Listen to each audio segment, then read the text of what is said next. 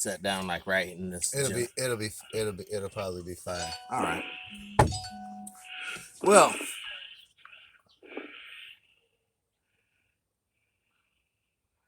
all right. He's about ready to go live on the main channel here. We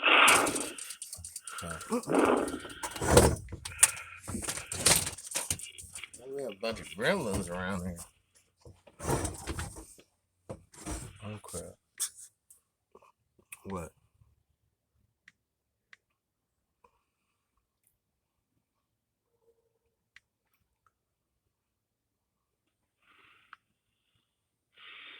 All righty.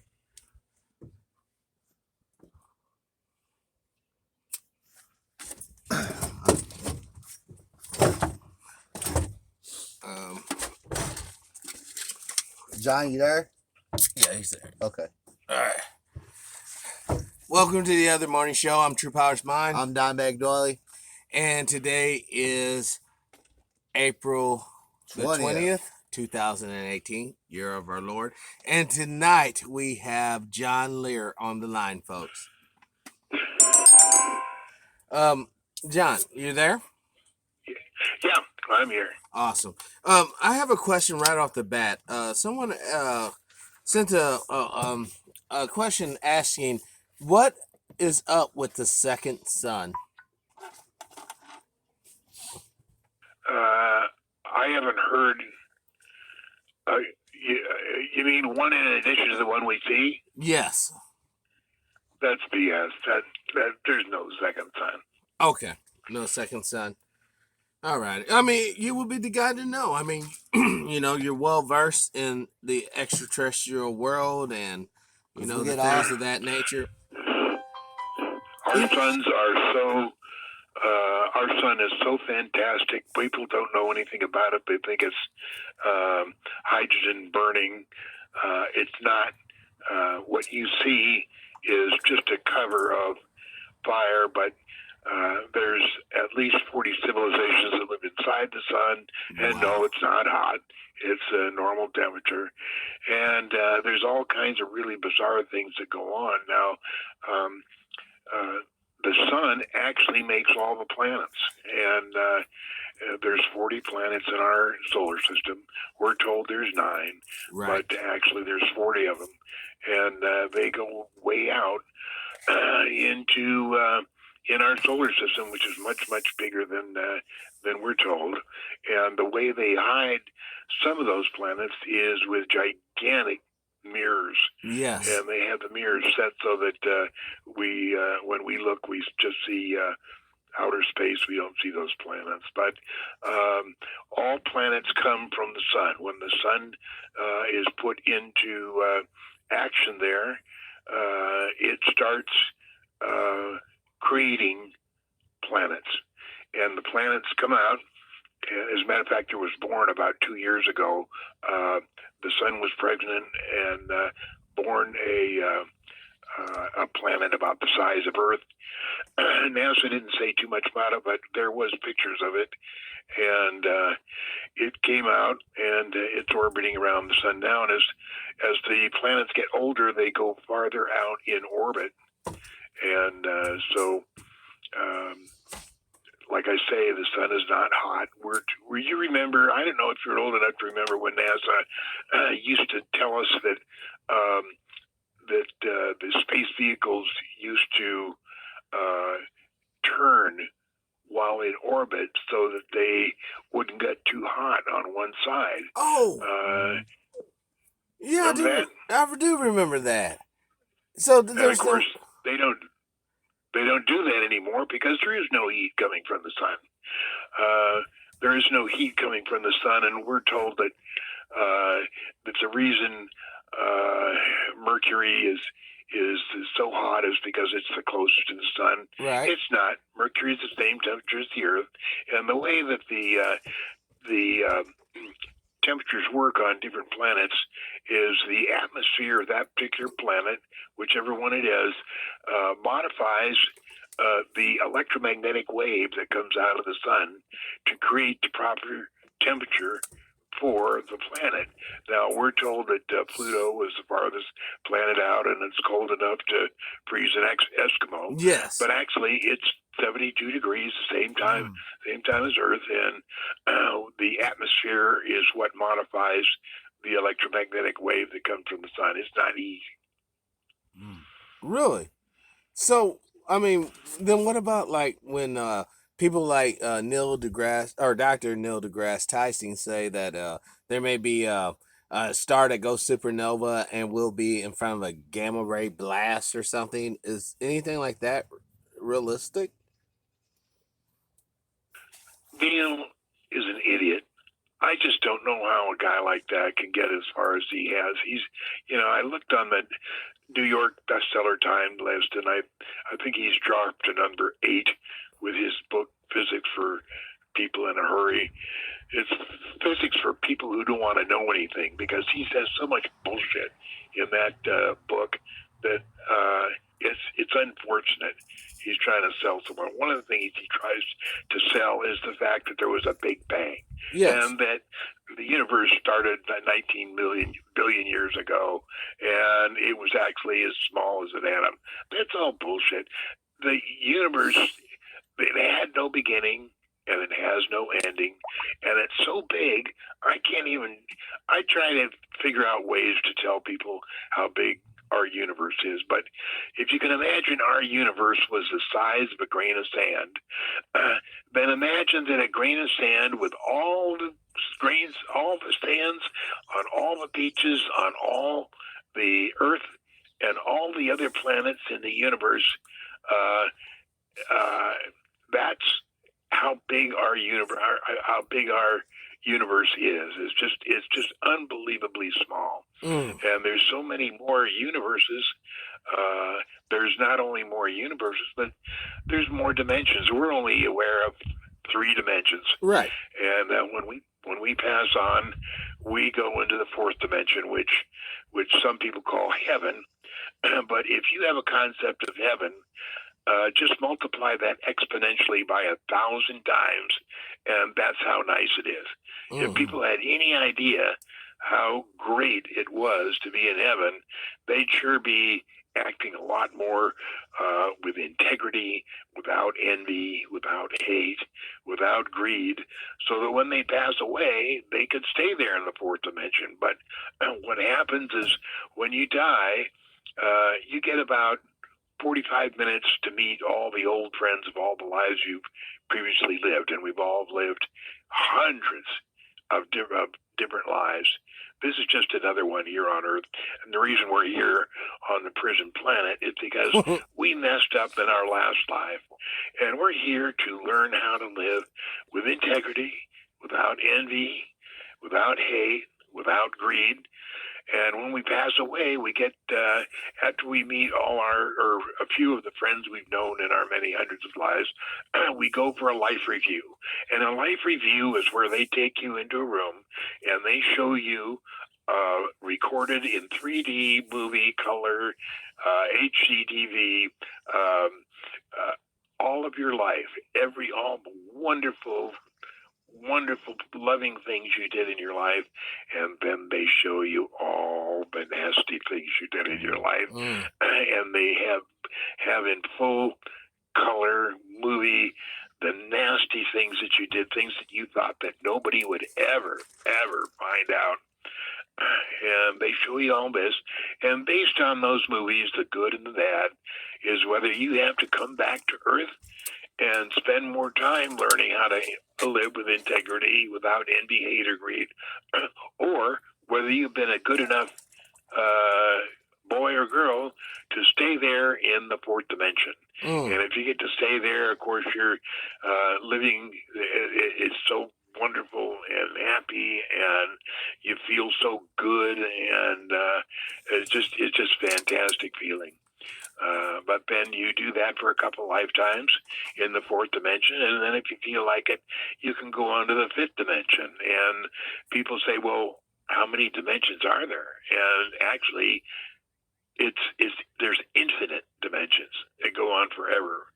So if we can hardly imagine the fourth dimension or fifth dimension, there's no explaining how many, what the infinite dimensions are like.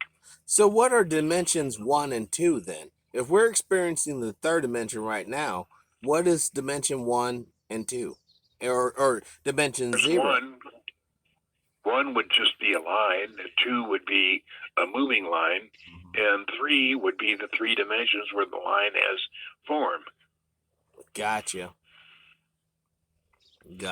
I got a question, John.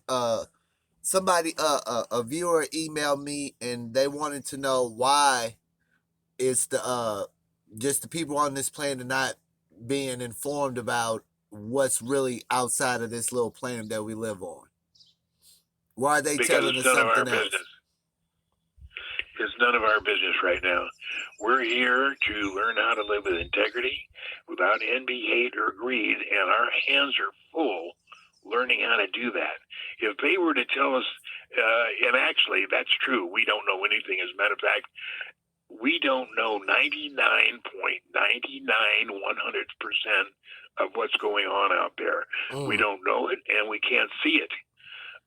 But if we were, we would be absolutely shocked and enthralled about how much stuff is going on out there. But we have our hands full learning how to live with integrity, without envy, hate, or greed. So they don't bother us with telling a lot of stuff that's going on. Now, there are some people that do know what's going on, but they're not allowed to talk. Sometimes they don't feel like talking. But, there's a couple of people in heads of countries that know a little bit more than us. Not much more, but a little bit more, but they keep it secret. Now, there's a lot of people that have been taken to the moon. Now, in 1956, Howard Menger wrote a book called Outer Space to You, and he talked about being taken to the moon. And they took him there for 2 weeks. They picked him up, I think, in around Los Angeles area.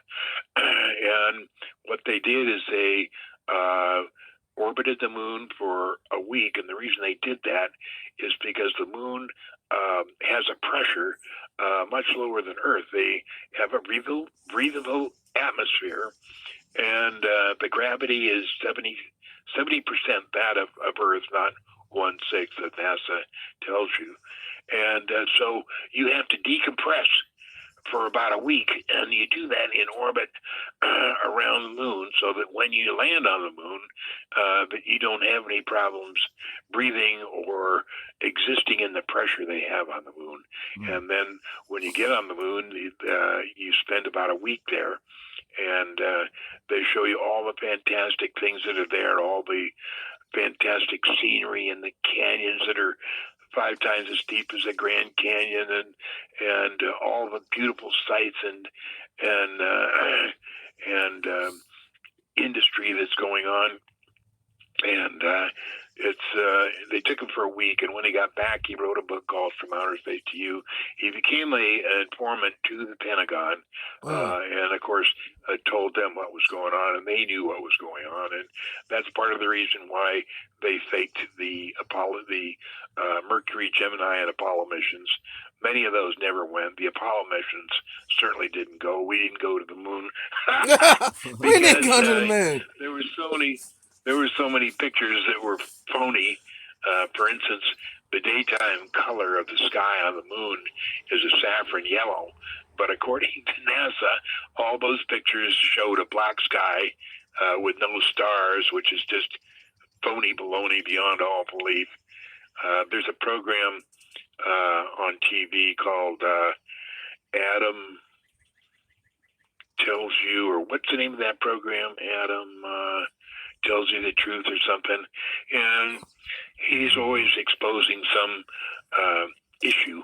And the other day he had a program saying that the moon conspiracy was BS, and he was going to prove it.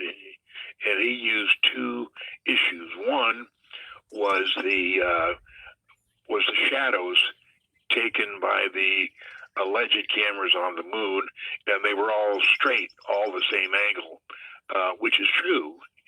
Because when they faked the moon pictures, some of the pictures were so close to the cameras that that the shadows were straight. But he goes on to say that if that was faked, they would need a million billion candle power light to do that. It was just stupid. The other thing he said was that there was a radar reflector that the astronauts put on the moon, and I think it was about 14 by 20 inches or something like that they just put on the ground and propped it up. And supposedly we have a electronic machine which measures the difference or the distance from the Earth to the moon, very, very down to the closest centimeter. But the reason that's bullshit is because if we were to send a laser point of light to the moon, when it got to the moon, it would be at least 4 kilometers in diameter.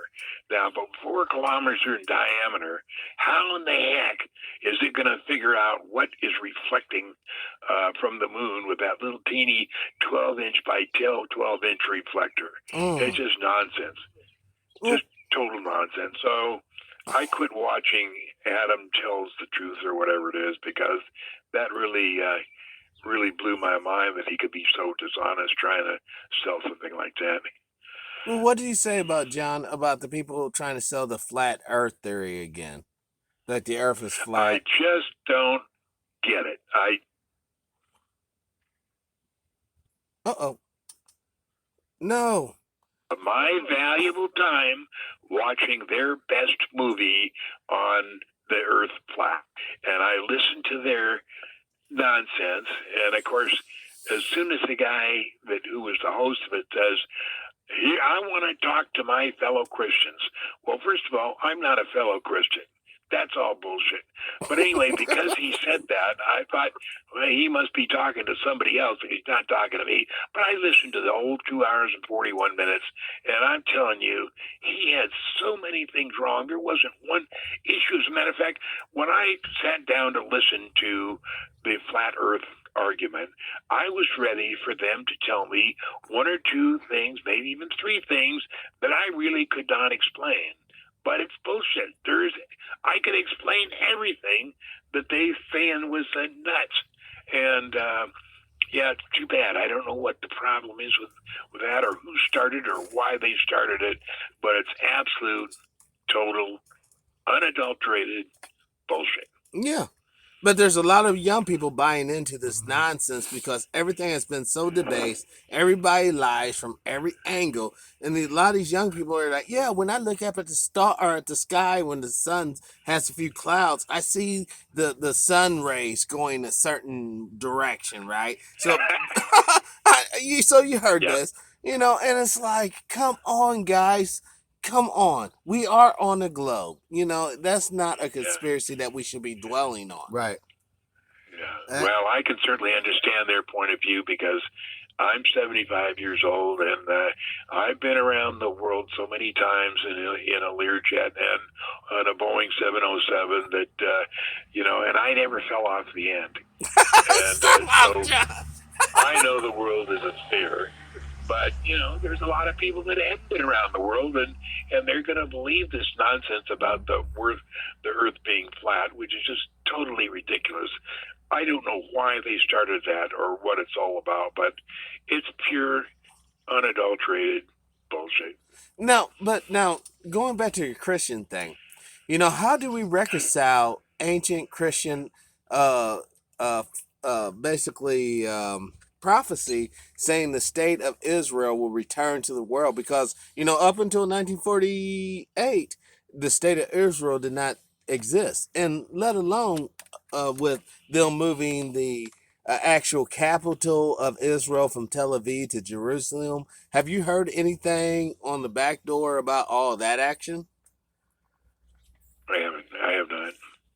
Okay. But Israel is certainly a problem. If people ask what's going on in Syria, and I say, look, if there's a problem anywhere in the Middle East, you can be sure that Israel's behind it, because Their only job is to create problems, and basically what they're trying to do with the 9 major companies in the Middle East, major countries in the Middle East, is to split them and to make them fight with each other internally, so that they can't present a strong defense or a strong air force or a strong army.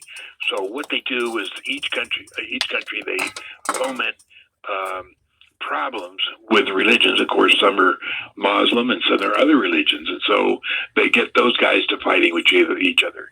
And there's different political philosophies, and they get those people fighting each other. And what they're trying to do is undermine the integrity of each country so that it can mount an air force or an army that might be a threat to Israel itself. Now, in 1979, Israel came up with a plan called Yinon, Y-I-N-O-N. And what that plan was to make the U.S. believe that Muslim and Muslim countries were a threat to the United States. And the way they did that is they planned the 9/11 disaster where they I heard about hit that. With the 2 or 3, buildings 1 and 2 were allegedly hit by an airplane. That was so much bullshit, I can't believe it. But all that was for the Israel was trying to make us believe that those were Muslims flying those airplanes, and they were against the U.S. and everything we stand for, and they wanted us to go into the Middle East and attack all of those countries, which we did. Yes. We started out with Afghanistan, then we went to Iraq. Now we're, thinking about going to attacking Iran, and it's all at the behest of Israel. Israel just causes problems all the time. So, like I say, we don't have to worry about that because our only worry is ourselves. We can't change anybody else. We can't change the world. We can only change ourselves, and we're here to learn to live our lives with integrity and without envy, hate, or greed. And there's a good book if you have time to get on the web. It's called The War on Terror, and it's by Christopher Bollyn, Bollyn, and it's a short book, but it tells you the exact truth about where the War on Terror came and who dreamed it up and why they dreamed it up. But it's a pretty good book.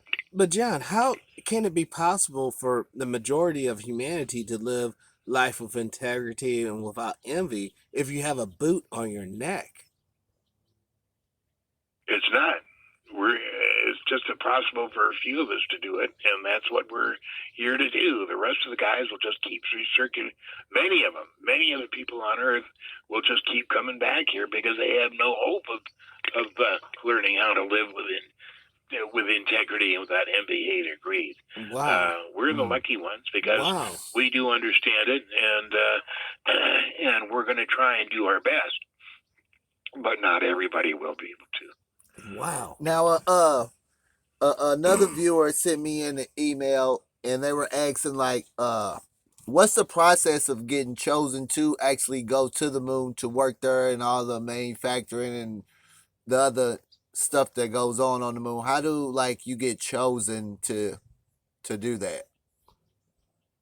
No, the people that live on the moon are the ones that make the selection, and sometimes they select military people, sometimes they select scientists, sometimes they just select the man in the street, and I don't know how they make that selection, but there's been over 100,000 people taken in the last 100 years to the moon for these 2-week trips, and of course, the people don't say anything about it because they know that people would say, "Oh, you're nuts! You've been drinking. You haven't been to the moon."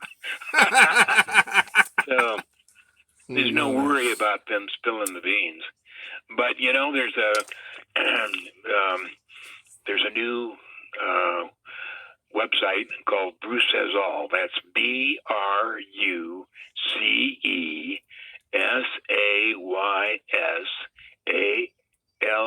Bruce Says All, and you can find that website.com, or you can find it on YouTube. And what it is Bruce Swartz has found a way. He started out with a 12-inch telescope, and now he's working with a 14-inch telescope. Yes. And what he's done is he's figured a way to penetrate the hologram that covers the moon. Now, when we look up at the moon at the night or the daytime, whenever we see it, we're not seeing the moon. We're seeing a hologram that's covering the actual moon. And what he's done with his telescope is figured out a way to penetrate that hologram, and I just made about 14 different pictures of his videotapes to put on my wall because they're so spectacular. And I'll tell you how spectacular they are. My wife, who usually doesn't believe any of this stuff, came and said, "What are those buildings?" And I said, "That's Bruce's pictures of the moon looking through the hologram." And she said, "That's fantastic." And then she's been telling everybody that comes into my dam, look at what my husband has. These pictures of the buildings on the moon. And it is fantastic. So go to YouTube, Bruce Says All, and look at some of the pictures, their videotapes. And he has this 12-inch telescope that he took all the original ones in. And he actually credits me with him finding those, because he said he would hear my stuff about there being people on the moon, and he wanted to find out if it was true. And by God, it was true. Yeah. And so now he's out there showing all these pictures. He's done a fantastic job and invested a huge amount of money in figuring out how to do this. But his pictures, when you look at these things, as he's taking a video directly from the telescope that he's looking through, it's fantastic. I mean, there is so much stuff going on the moon. He has a particular videotape that was taken of the sinus iridum, which is in the north part of the moon, in an area that I know pretty well because I've looked at the area quite a bit. And I'll tell you, the amount of buildings and highways and passageways and tunnels, and it's fantastic. So take a look when you have time and see what's really on the moon. It'll really piss NASA off. Now, do you have any telescope or any optical devices that a person just getting into this could possibly purchase, or do you have anything you recommend? No, I have an 8-inch telescope, Celestron, that's about 40 years old, and I've enjoyed it, looking at the moon and the stars and a lot of stuff out there. But you really can't see that much with an 8-inch telescope. Even with a 14-inch telescope, people will say, why can't we see the people on the moon? Well, of course, the resolution of a telescope, 14 inches in diameter, is not enough to see people on the moon. Now, you say, well, what about Mount Palomar? That's 200 inches. Wouldn't that be able to see? And we say, yeah, absolutely. But guess what? It's all secret. You go to the Palomar or the Lake Observatory or any of those huge telescopes and ask them, can we see the moon photo? Goes, and oh no, they're put away for a few years while we check the accuracy and stuff like that. Now, do you know anything about the Catholic telescope, the Lucifer Observatory in Hawaii? No. Okay. I don't. Okay. Now, there's a telescope in Chicago called the Yerkes telescope. That's Yerkes. And about 3 months ago, they have had a website for many years. And on their website about 3 months ago, they posted a picture of the moon, which they called that it was the supermoon taken in April 10th, 2009 or 2010, and it had a picture of the moon. And this was on the front of their website, and I looked at that picture and I said, that's not 2009. That picture was taken in 1946 by the Lick Observatory. And the reason I know is because it clearly shows an explosion 110 miles to the northwest of Endymion, which is a crater towards the north part of the moon. And the explosion lifted the dust and debris that they were exploding up to the top of the atmosphere. And what this tells us is, number one, the moon does have an atmosphere. Yes. And number two, it probably is breathable, or you wouldn't be able to hold the smoke together. It would just dissipate. But here's a clear picture of how it holds together. So I posted on my Facebook page the fraud that Yerkes was talking about. And within 6 hours, they totally changed their entire website. There was no pictures of the moon. All the pictures of the Yerkes Observatory were inside the Yerkes Observatory, and pictures of the telescope, but no pictures of the moon. I caught them dead to rights. I caught them lying through their teeth. And the same thing a few weeks later with National Geographic. I found they put that picture of the moon taken in 1946 by the Lake Observatory.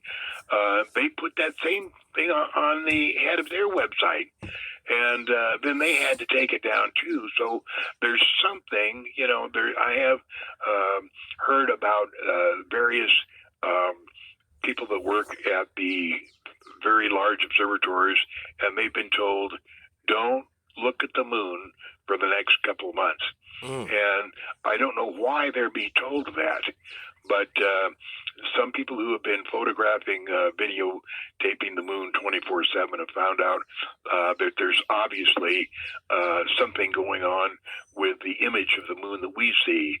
There's a wave that goes back and forth and up and down on the moon that you can clearly see in these videos, and that's the wave that carries the holographic image. Oh my God. And we're not supposed to know that anything's up there. But if you look at those Bruce Says All on YouTube, you're going to see there's some fantastic stuff. Now, John, have you ever heard of a guy named L.A. Mazzoli or L.A. Mazzola?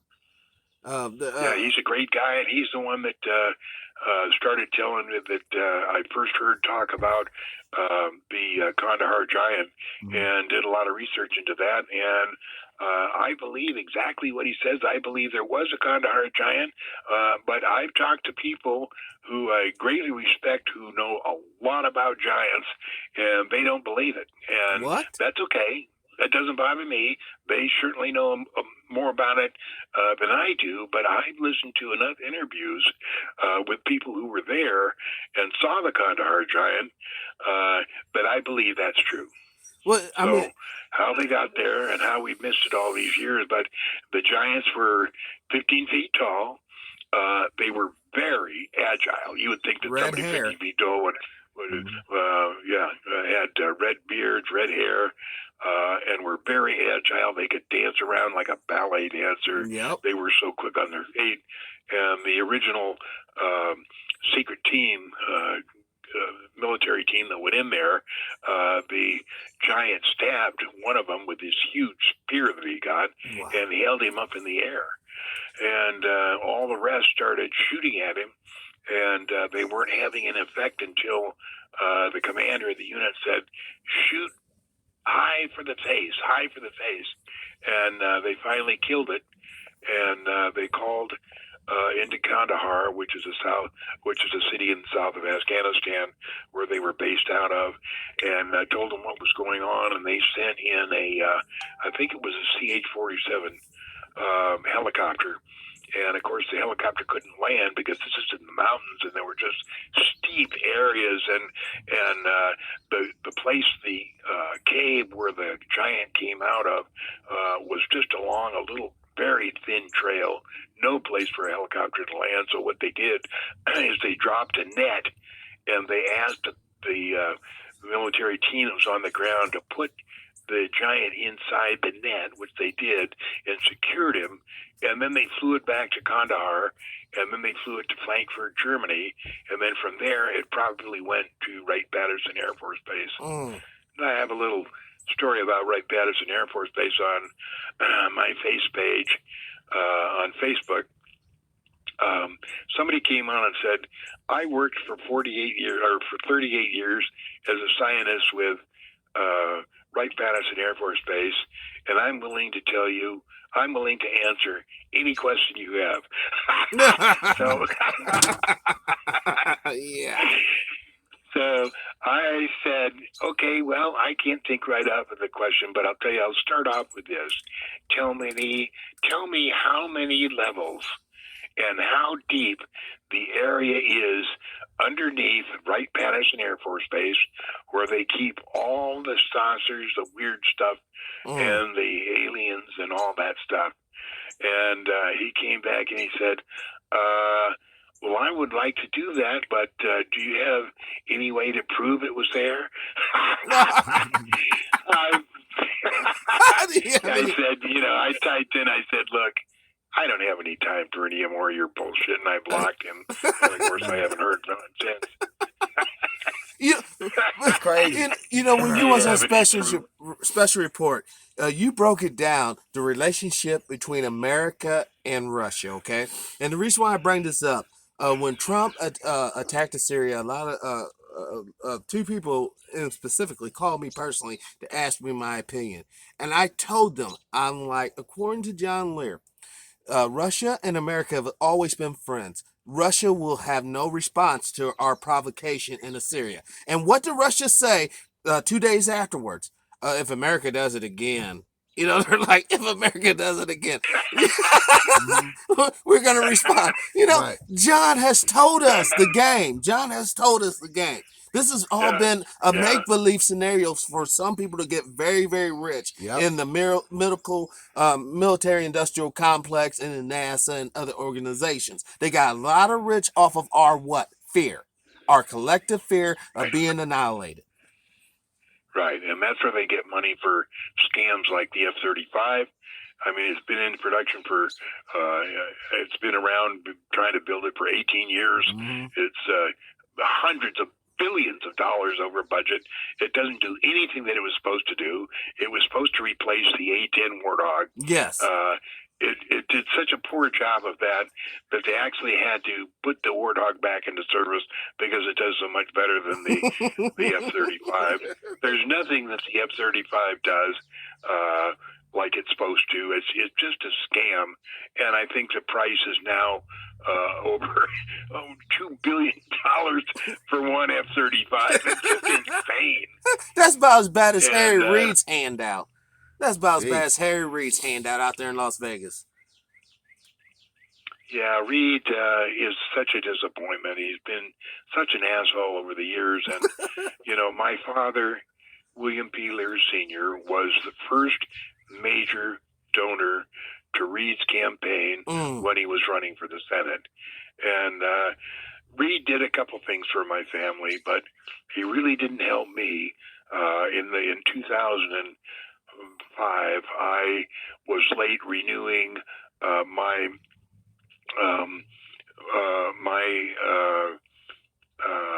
gold. What do they call them? Where you get where you map out an area and claims. Yes, my claims, and so I had put an amazing amount of money into rebuilding the Gold Butte Treasure Rock gold mine, and because I was late sending in my $10, they took it away from me, and way. I put together a 200-page book of exactly what I'd done there and why I believe that they should give me a chance to slide or to pay late on the $10. And he just couldn't have been bothered. What he did is he took the 200 book page I sent and sent it to Reno BLM.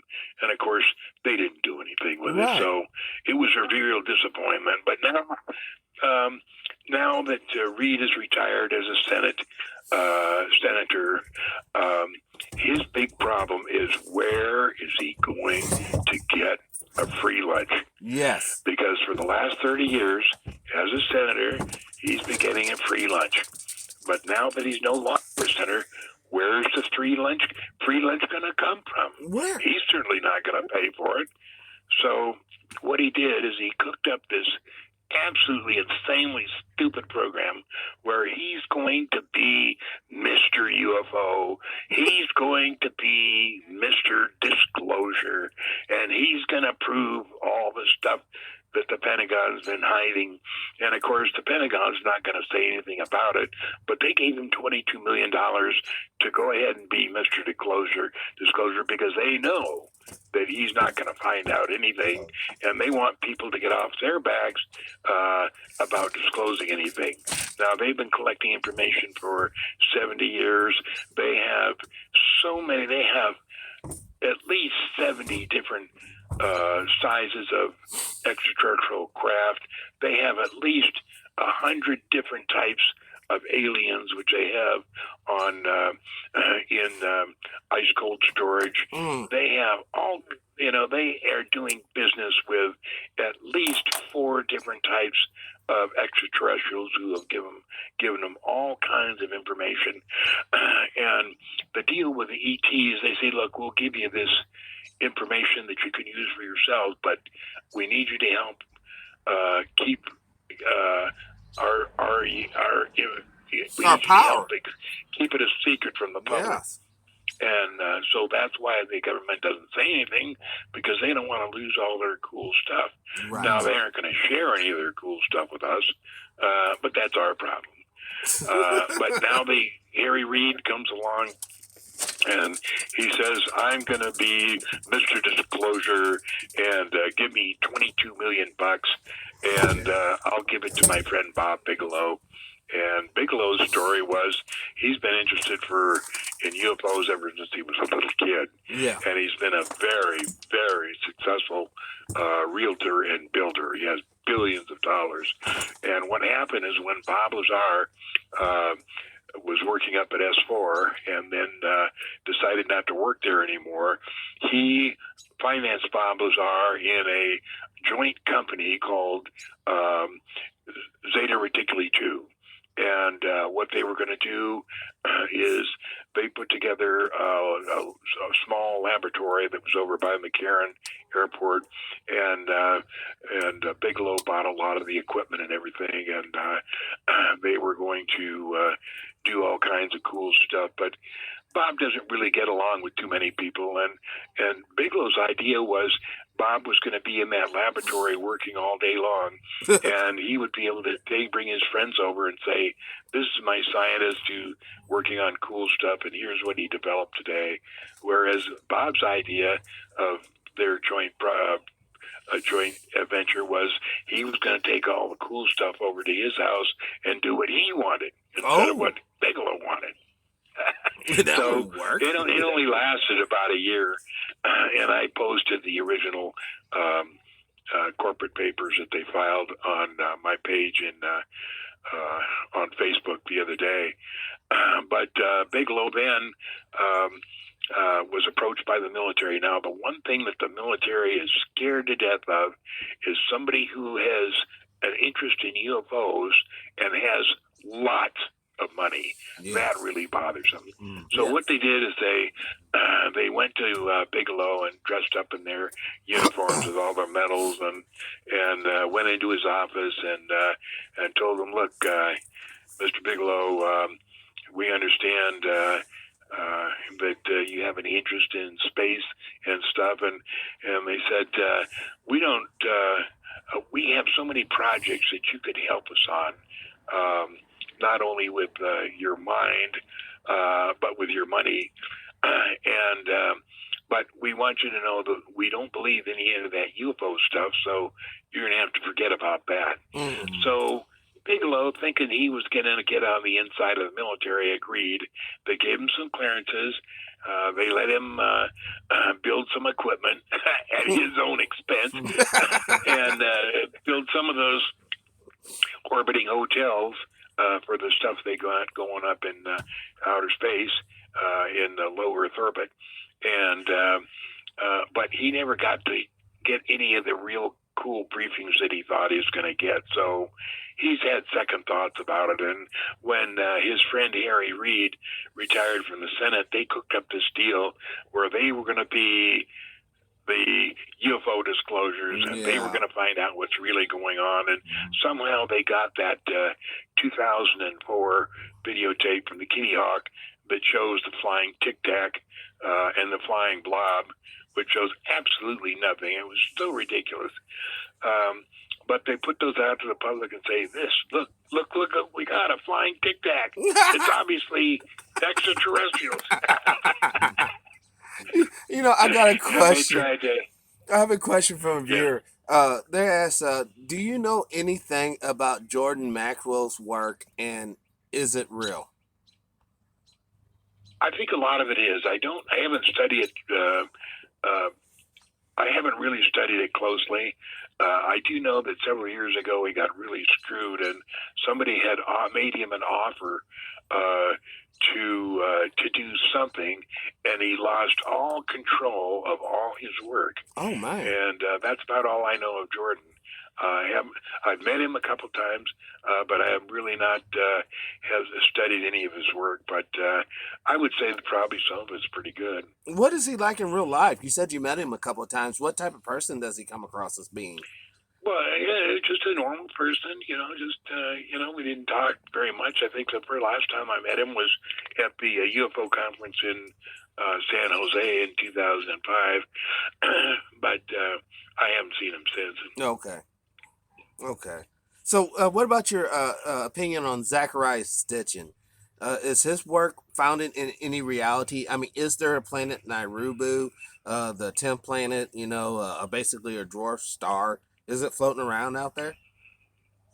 Yeah, there's all kinds of stuff. I don't know whether it's called Nibiru or not.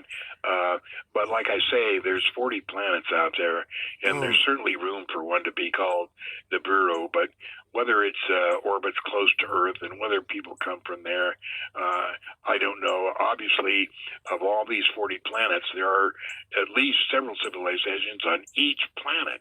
And on each of those 40 planets, they have several moons, and there's civilizations on those moons. So there's so many people out there and so many extraterrestrials out there. It's absolutely unbelievable, but we're not supposed to know any of that stuff. Well, John. And, of course, NASA does their best to keep it a secret. And the way NASA came into being actually was towards the end of World War II, we were, both Germany and the U.S., were trying to build an atomic bomb. Yes. Now, the U.S. was working in Los Alamos, and they could build everything for the atomic bomb. They could build the initiator, they could build the insides, they could build everything, except they couldn't make the plutonium. And whereas over in Germany, they could not make the initiator or the insides of the bomb or anything else, but they could make the plutonium. There you go. So they had several thousands of plutonium, and when it got to the last 3 months of World War II, and Germany knew they were going to lose, they came to the United States and they said, look, we know that you need the plutonium to finish your bomb so you can bomb Japan. So what we'd like to do is offer you 3 or 4 pounds of plutonium, and in return, we want you to allow at least 4,000 of our Nazi SS troops and scientists into the United States and give them full citizenship and no questions asked. And so we agreed to that, and that was called Operation Paperclip. Yeah. And it was run by John Foster Dulles, who was Secretary of State, Alan Dulles, his brother, who was head of the CIA, and Eleanor Dulles, who was their sister, who was head of the U.S. Berlin desk. And between the three of them, they let in the 4,000 Nazis who immediately started taking all of the U.S. companies. Now, the first thing they did is they took over NACA, N-A-C-A, and it became NASA, National Air and Space Administration, and there have been Nazis at the head of that ever since then. They took over Bell Helicopter. As a matter of fact, one of the head Nazis called me when I first got into UFOs, asked if I knew who he was, and we never did talk very much about it. But the whole Vietnam War was strictly to sell helicopters. What? And yeah, it was all strictly to sell helicopters, and that was to make money for the Nazi groups. The the space missions, Mercury, Gemini, and Apollo. Excuse me. Those space programs, the $40 billion, they needed the $40 billion for their low Earth orbiting weapons program. It had nothing to do with exploring the moon. Nobody went to the moon. It was all bullshit. And they used that money. And right now, you know, in orbit, there's so much stuff you wouldn't believe it. For one thing, there's 15 DEWs, which are direct energy systems, direct energy weapons. And one or more of them was used to destroy the World Trade Center. It wasn't aircraft flying into the buildings. It was the direct energy weapons flying from space. And that's why they were able to reduce 930,000 tons of concrete and steel into dust 80 microns in diameter. And that was all that dust floating down the streets of Manhattan. When you see that video, that film of the people running down the street and a big cloud of dust behind them, that was all the dust of the concrete and steel that had been reduced to 80 microns by our direct energy weapons. And not only do we have that, but we have orbiting laboratories and manufacturing plants. Just the other day, the Navy released a picture of their newest submarine called the USS Colorado, and had a picture of this nice submarine out there, and said it was had all kinds of new developments on it, but didn't tell you any of what the new developments were. But I'll tell you what the new developments were. Is number one, they are now using fusion engines, which before, you know, we used atomic reactors, which were fission-based. Now we use fusion engines, and the public is told that fusion engines won't be practical for another decade or so, which is bullshit. We've been using them for 10 years or so, and the advantage of fusion engines are they're 1/10 the size and 10 times the power. Wow. And they use those on the USS Colorado, and also the USS Colorado and other ships, other aircraft carriers, use D.D. Now that's the letter D, and then a dot, and then D, D.D. And that's a material that's made, fabricated in orbit in our orbiting manufacturing plants. And what it is, it's a very thin, very strong material, stronger than titanium or steel, and much, much lighter. And it's able to carry an electrical charge. And what happens is when you use it as the hull on a ship, on a fast attack ship, by sending a small electrical charge to the hull material, it keeps the ocean, the sea, approximately 3 to 7 meters away from the hull, which means that there's no drag, which means that the speed is almost fantastic. I mean, they go almost over 100 knots through the water. And as you know, normally hulls are limited to, the formula is 1.34 times the square root of the water line of the watercraft. And that's the limiting speed of hull-based watercraft. But since there is no water line, because the water is being held away from the surface of the boat, there is no limit to the speed other than what the power can produce. And not only that, they have advanced propellers to a very, very advanced technology, but now they use what's referred to as magnetohydrodynamics. If you've ever seen the picture that was called The Hunt for Red October, Yes. the Russians allegedly had a magnetohydrodynamic drive that they called a caterpillar drive, and that's true. That happened. Now, it didn't happen as early as that movie. The movie was just guessing. But now they do have that. And what it is the way that they use the propulsive effect of water through a tube, I think it's 32 inches in diameter, with such force that it gives them unbelievable speed. And they use that on a new submarine. It's called a fast attack submarine. It's used for SEAL delivery. It's about 70 feet long. It's it's used just to take SEAL teams to their destinations of operation. It has a 12 SEAL team lockout, which means that they can go anywhere and at any depth and let the SEAL teams out. The way they're able to flood that container on the ship, and it's operated by a crew of 9.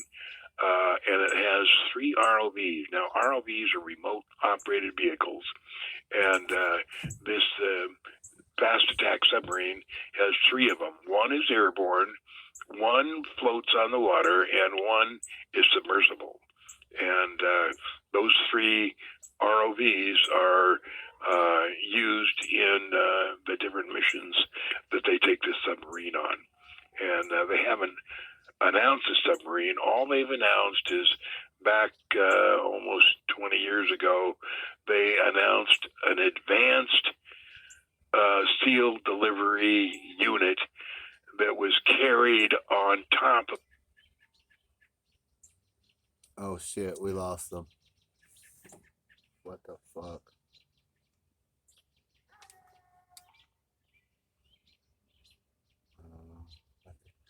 Shit. Hold on, folks. I gotta get them back on.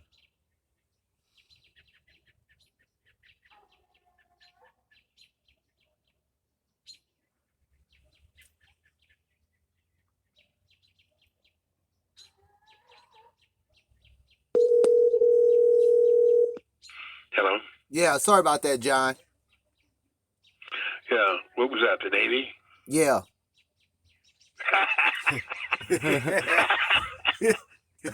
Yeah, well, so that SEAL delivery unit is operational now, and I've got a picture of it, or a drawing of it, on my Facebook page. So just go to John Lear Facebook, and you'll see a picture of it.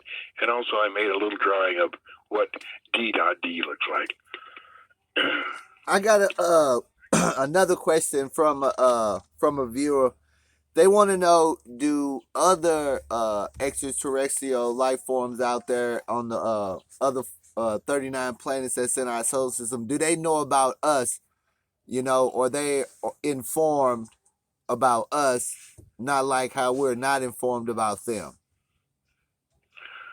Yeah, they know all about us, and we're kind of like a zoo. They take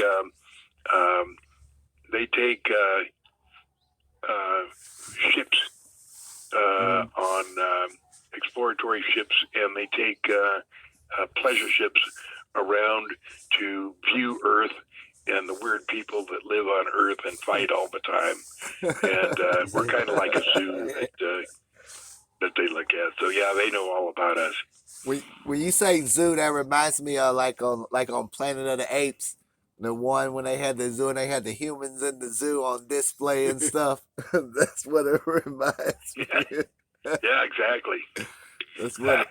That's exactly what it reminds me of, a zoo. But it's just amazing, like how they just, like, I don't understand why they won't let the public know about all of this stuff. It just, I get the whole. Because we're supposed to concentrate on, and that's why they don't let us know. Yeah. I just think it's. Anyway, it's close to an hour now. Yeah. Are you good, or you want to keep going, or you good? I'm kind of running out of gas. Okay, John. We appreciate you coming on the show. Call anytime. All right, thank you. Okay. Ladies and gentlemen, John Lear dropped some valuable information. You know, don't take his word for it. Do your own research. Come to your own conclusion. We got some exciting guests coming up on the show in May. If you ain't checked out Special Report, you need to go over to Truepowerismine on YouTube and check out Special Report, or you can see the rerun episode over here on Dimebag TV. But if you want to catch it live, you need to go to Truepowerismine. Yes, I know John had to go. I know he's running out of gas. Yeah, I just want to say, John is an awesome man, and we're really honored to have him on. And not only that, we're honored to have all you supporters and viewers, people supporting the show. If you feel like donating to the show, it's P.O. Box 133, DeSoto, Missouri 63020. Or go to patreon.com/DimebagTV. If you want to see shows like Special Report and the other morning show and a lot of other things that we got coming down the pipe, Yes. Go over to Patreon and support us too. Join me on Truepowerismine live Special Report. Next week, I'll give you an update. I will have Dr. Jacqueline Badalora on Special Report. It will be in the morning, I believe around 11 a.m. Central Time. So it's going to be an exciting report. Hopefully you can join me, or at least leave messages so I can ask to get doctor on your behalf. But this has been the Other Morning Show, because I'm freezing my ass off out here in the cold. I'm Truepowerismine. I'm Dimebag Darley. Peace. And we out.